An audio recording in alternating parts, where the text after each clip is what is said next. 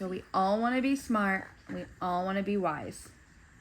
How do we get there? So Toby said experience.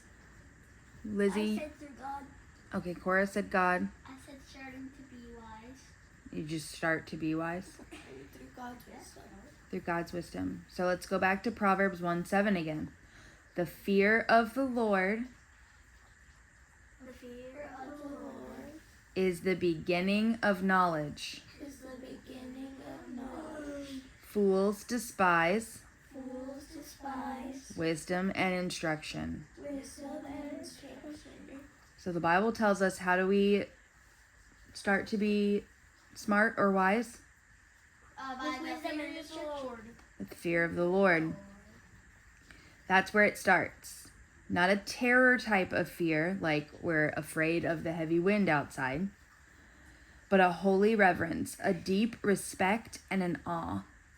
The awe and understanding come from knowing God.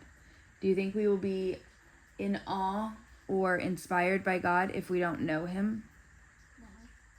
No. And how do we know God? By reading His Word.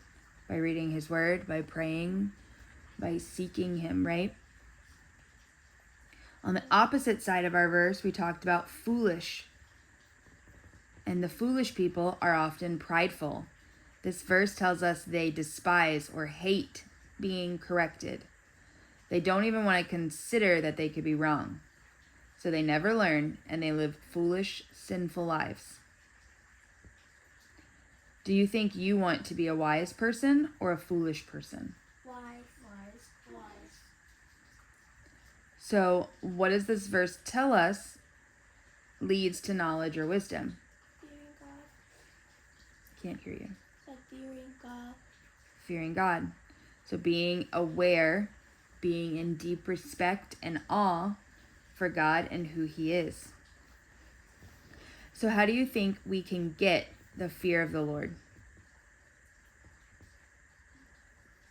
You can get fear Mm-hmm. by knowing His power.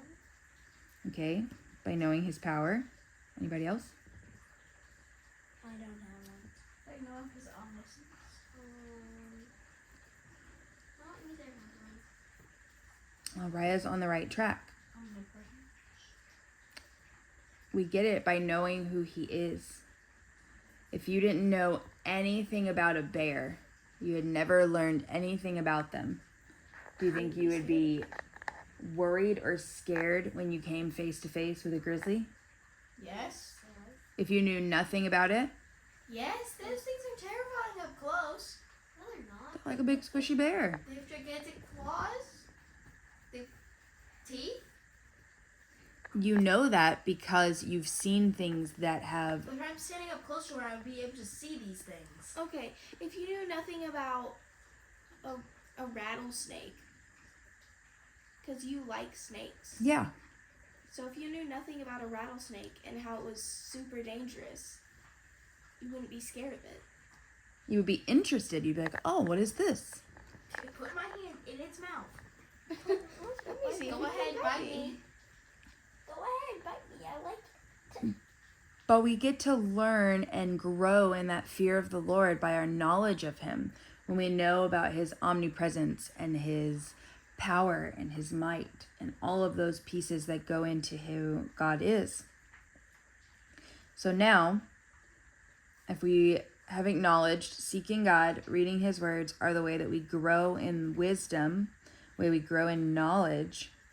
If we don't want to be foolish, should we hate being corrected and instructed, or should we be thankful for it? Thankful for it.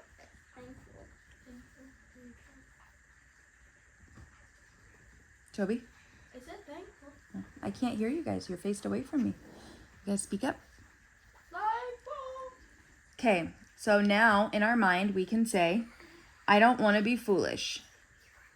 But what does it look like to be thankful for correction or instruction?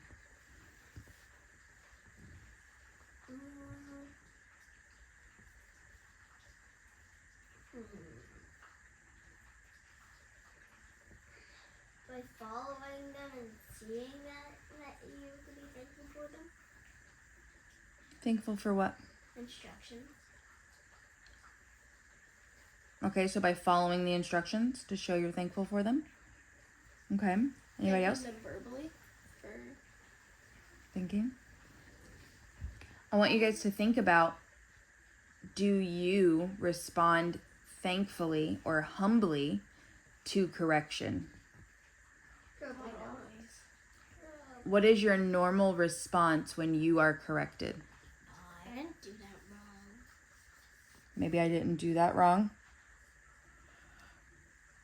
Or stop correcting me. Okay, stop correcting me. What about you, Liz? That's what I said. Oh, what about you, Cora?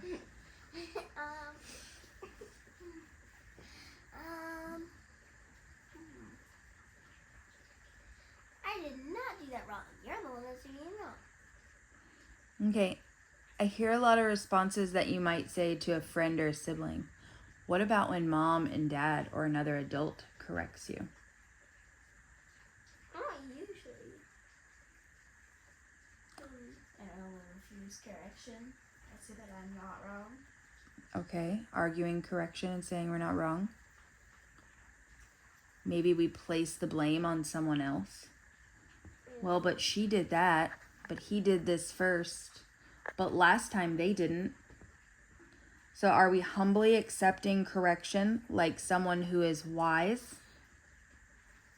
Or are we following the path of the foolish who despise wisdom and instruction?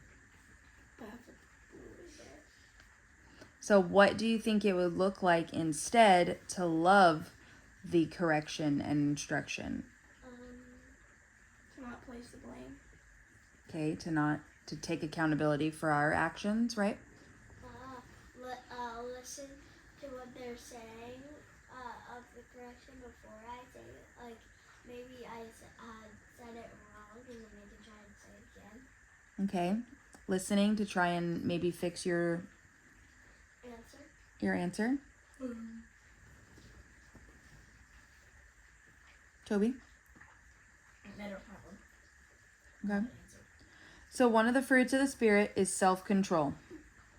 If we listen to and walk in the Spirit, God will help us. The Holy Spirit will help us to respond humbly and come to love instruction instead of pridefully getting angry and skulking or having a bad attitude. So we want to live like God says someone who is wise lives, right?